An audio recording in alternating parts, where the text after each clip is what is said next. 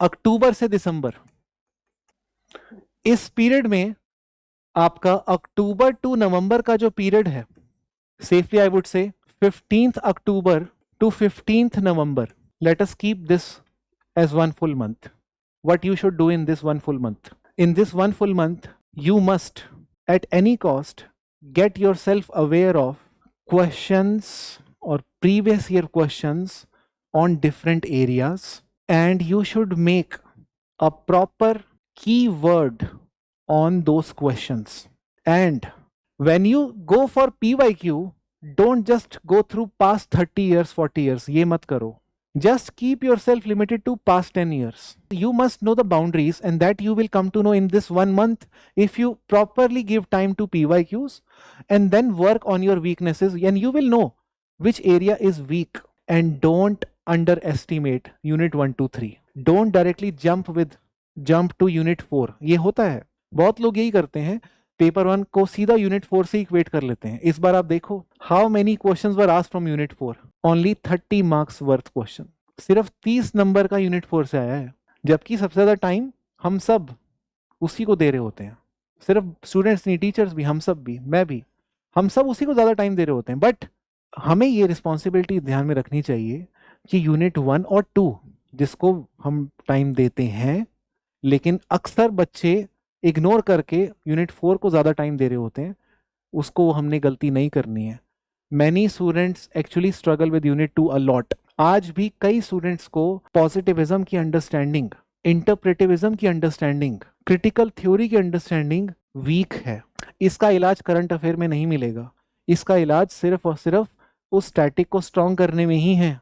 In this 1 month focus on PYQs, define the limits, work on areas that you don't know, and prepare important keywords for repetitive areas.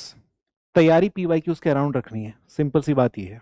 और ये जिम्मेदारी आपकी है कि आप समझ को फॉर ग्रांटेड मत लो, वो तो डेवलप करना ही है आपको PYQs को देखने के बाद.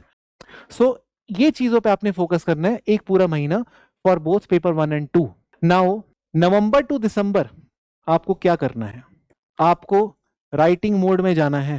That means first half of the coming 3 months, including the ongoing one, should be dedicated to knowing the territory, and second half should be about entering the territory. एक बार पहला हाफ अपना तैयार करना है वेपन्स को, और अगले हाफ में वेपन्स को यूज करना है. क्योंकि ये जानकर के कुछ नहीं होएगा जब तक आप अपने आप को टाइमली रेगुलेट ना कर सको और देख सको कि कमी कहाँ आती है. And these 2 things if you do by the end of December, trust me, you can safely switch to prelims mode without worrying about socio.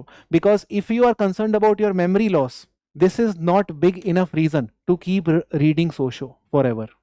Because ये सबके साथ होता है, and it is not just about socio. You read polity, you forget polity, and then you again read, and then you again forget. It is cyclical thing.